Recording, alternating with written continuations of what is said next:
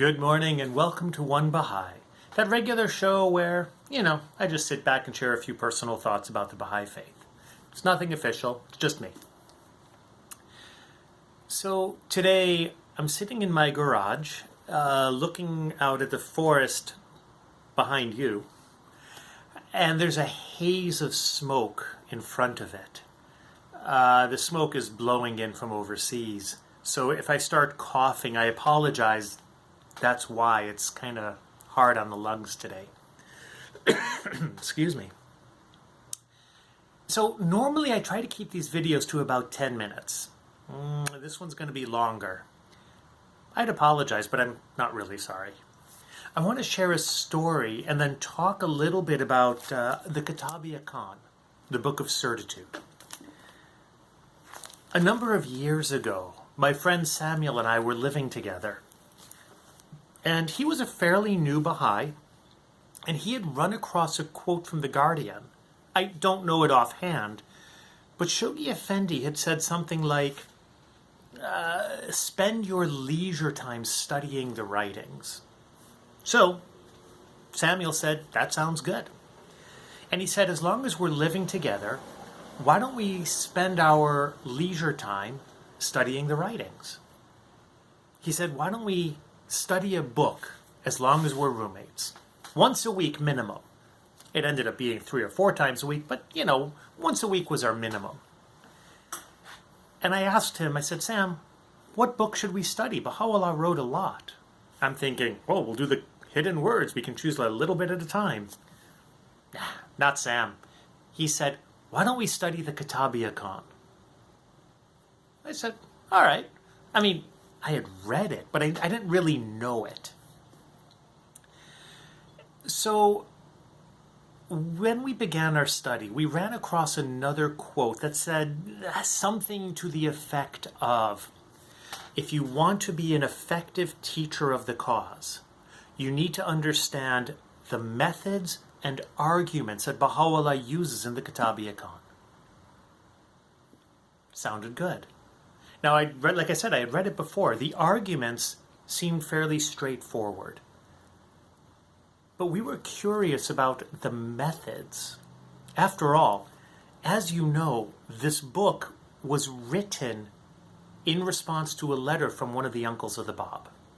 Baha'u'llah had not yet declared his mission, and this uncle was not a believer in the Bab. The Babis had tried to teach him, but nobody could answer his questions. So they said, why don't you talk to Baha'u'llah? He's in Baghdad. He can answer your questions. So Baha'u'llah told him to write down his questions. Okay, right there is the beginning of a method. You see, by writing down the questions, it helped the uncle clarify his questions. Instead of asking something general and abstract, he was forced to think about it and directly ask his questions. And then Baha'u'llah could answer them. The Kitab-i-Iqan is the answer to this. So, not only is it an exposition of progressive revelation, but it is also a concrete example of Baha'u'llah teaching someone the faith. He is helping the uncle of the Bab recognize his nephew as a messenger from God. So when we started reading this, actually I want to back up a second. Samuel and I started reading it. The individual paragraphs made sense, but we kind of got the feeling that Baha'u'llah was going off on tangents here and there, and kind of going all over the place. And we were trying to understand his method. What was Baha'u'llah's method? And then I got married, so we stopped our deepening for a couple of months. And when we got back to it, neither of us could remember where we were, what the argument was that Baha'u'llah was making at that particular point in the book. So we started again. 6 months go by, something else happened. I don't remember. And we had to stop our study again for a couple months. We got back together. Again, we didn't have any questions on the individual paragraphs, but we didn't understand the thread, the flow of the book. So we started again. I think it was at that time that we decided to start blogging it. By this point, we began to recognize that there was a clear outline to part one. The book, as you know, is in two parts. So, part one made a lot of sense to us conceptually. And we studied it paragraph by paragraph, looking at it in the overall scheme of the outline that we felt Baha'u'llah followed. He was not going off on these random tangents. He was following a very clear and meticulous outline, which I'll get to in a minute. Then we started reading part two, and we were lost. So we decided to stop our study and go back and start part two again with an eye to understanding Baha'u'llah's outline. Because once we understood the outline in part one, the book made a lot more sense. Part two, we would read 10 paragraphs.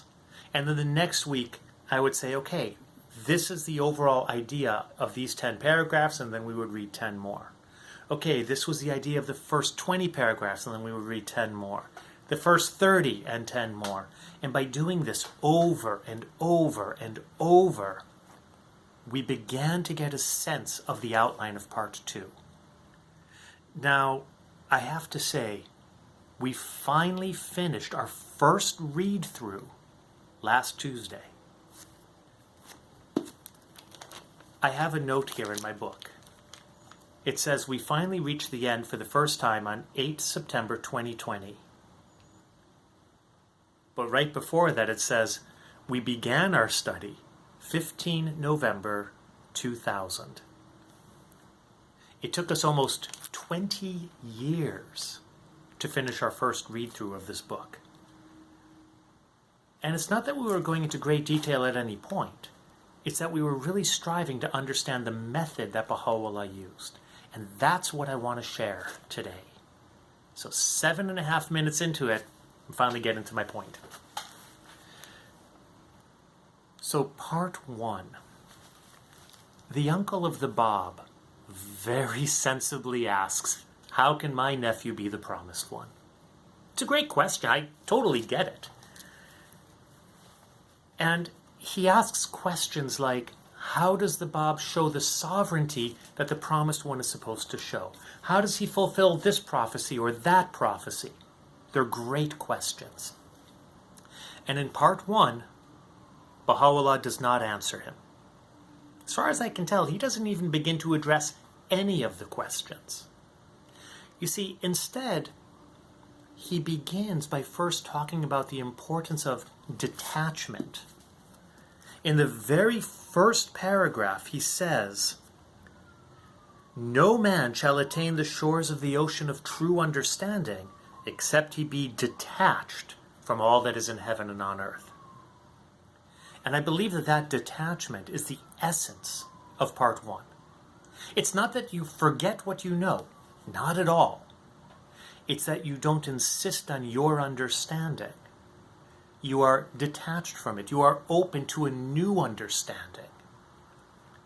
And that, to me, is the essence of part one.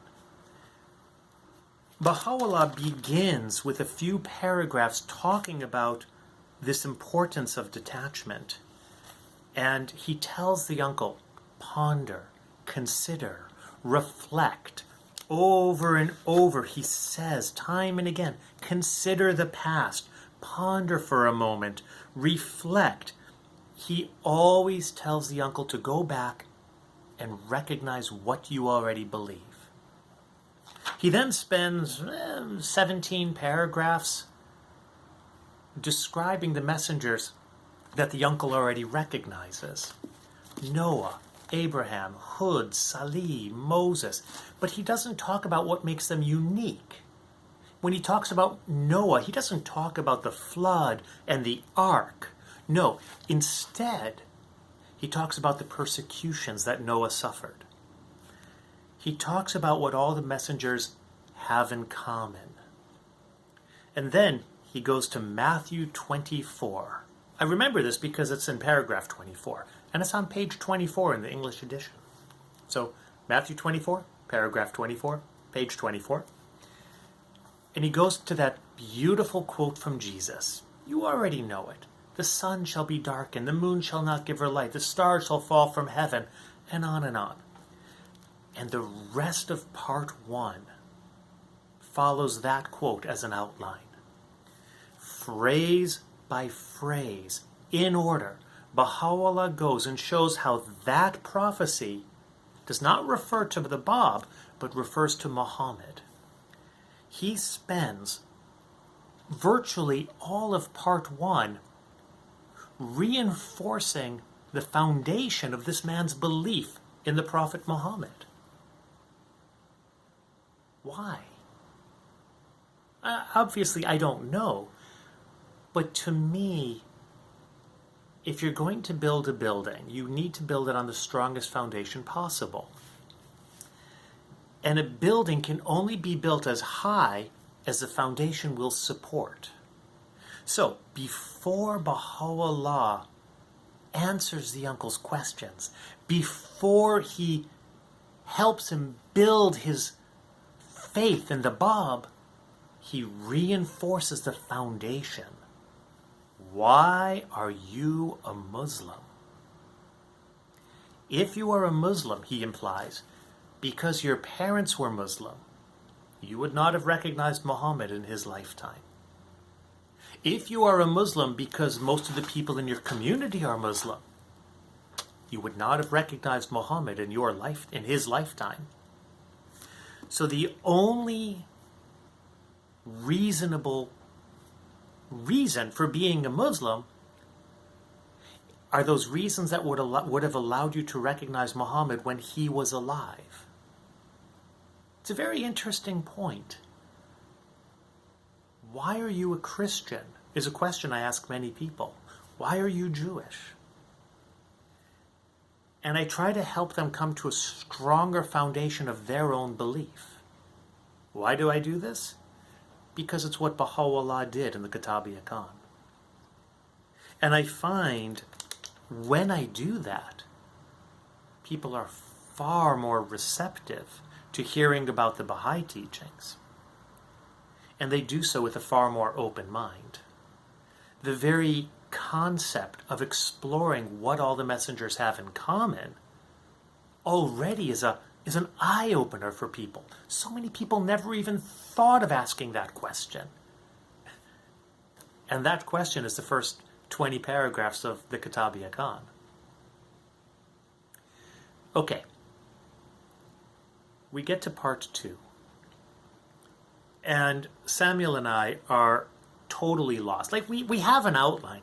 We kind of see some of the concepts that Baha'u'llah talks about. The messenger is the revealer of God. He is sovereign over everything. Repudiation of the earthly interpretations. I've just done paragraphs 103 to 112, 113 to 130, 131 to 146. And then he talks about attaining the divine presence, the resurrection, revelation and return. Towards the end, he gets into the 2 traditions, caution to the Babis, a little autobiography, and then he ends with the dual language of the prophets. Okay, I could not see an outline there. Until a few days ago, when I was going back over part 2, I decided to start rereading it again. And I read the opening paragraph to part 2. Paragraph 102. By the way, before I mention that, I just want to talk about paragraph 101 for a second. You see, if I was writing a book of this nature, not that I could ever dream of doing anything like this, but if I was, I would have ended on paragraph 100, because paragraph 100 sums up, it is the conclusion of Baha'u'llah's argument in part 1. But Baha'u'llah doesn't end there. He goes an additional step and addresses the Babis themselves, no longer the uncle. And he essentially asks them, so you've recognized the Bab, so what? What are you going to do about it? And I love that forward thinking. It is the question that must be asked when someone declares their faith. Great, you have recognized. Now what are you going to do about it? And Baha'u'llah brings us into part 2 with that question squarely in our mind. Now it helps if you have a copy of the Kitab-i-Iqan in front of you here. You can hit pause and go get your copy. I'll wait.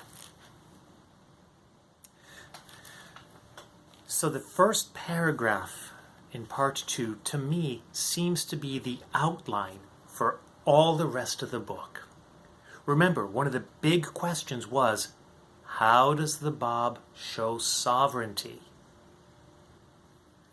Well, he begins part 2. Verily, he who is the day star of truth and revealer of the Supreme Being. You may recall I just mentioned that paragraphs 103 to 112 address the messenger as the revealer of God, the revealer of the Supreme Being.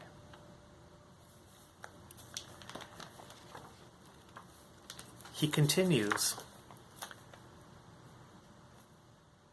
that this individual holdeth for all time undisputed sovereignty over all that is in heaven and on earth, though no man be found on earth to obey him. In paragraphs 113 to 130, as Baha'u'llah talks about the Bab, not really, he talks about Muhammad more, and Jesus. He says, how did these prophets show sovereignty? Because the Bab shows sovereignty the same way. He's not questioning whether or not they showed sovereignty. We all recognize that they were sovereign. And he points out that the Bab shows sovereignty in the exact same manner. Baha'u'llah continues, he verily is independent of all earthly dominion, though he be utterly destitute. And this gets touched on again in the next paragraphs. Baha'u'llah continues, thus we reveal unto thee the mysteries of the cause of God. Well, paragraphs 131, for the next 120 paragraphs or so, Baha'u'llah is explaining what is meant by these abstruse terms in the books of God. What is meant by the resurrection? What is meant by the return, the presence of God, the revelation? What is meant by all of these terms? And Baha'u'llah reveals unto us those mysteries.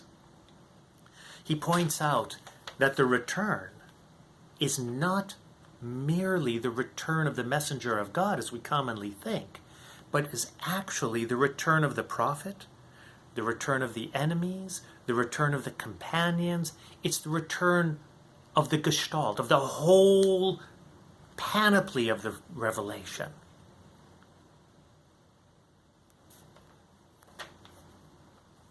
And then Baha'u'llah continues, we bestow upon thee the gems of divine wisdom, that haply thou mayest soar on the wings of renunciation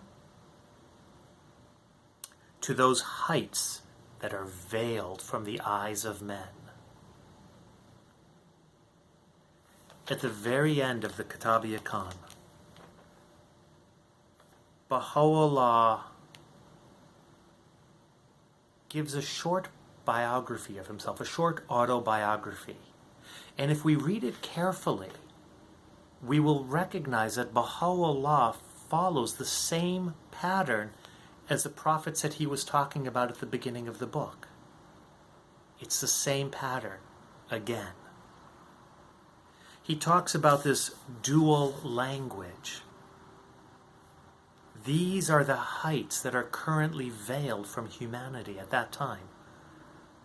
Baha'u'llah is the promised one of the Bab's dispensation. He is the promised one of all time. And yet he is veiled at this time of writing.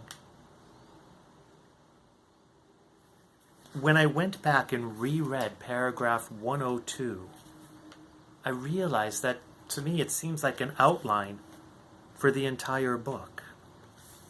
For the entire part 2.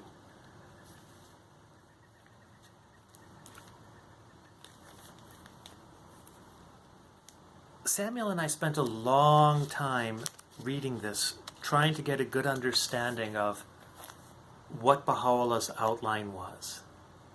He begins by affirming the individual's faith and putting it on a solid foundation, and then taking those proofs that the person uses for their own religion to apply to the Bab. And he does so with such love and such patience. And this has truly changed how I teach the faith. And I'll tell you, in just literally the last 2 weeks, I have shared merely this outline with a couple of friends who are not Baha'i, who are now studying the Kitab-i-Iqan, because they have this vision of the whole outline of the book, and they're eager to read what Baha'u'llah has to say about it. So I hope this was useful. I will try to type in the outline in the notes, in the comments here.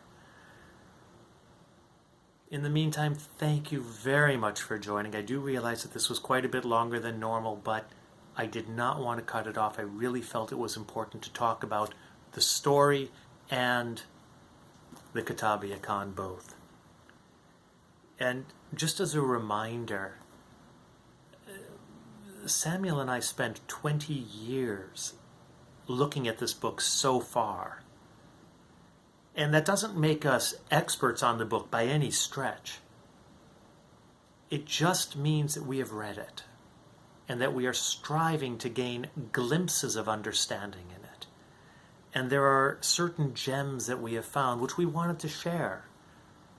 And we are extremely eager to hear what gems you have found in this book.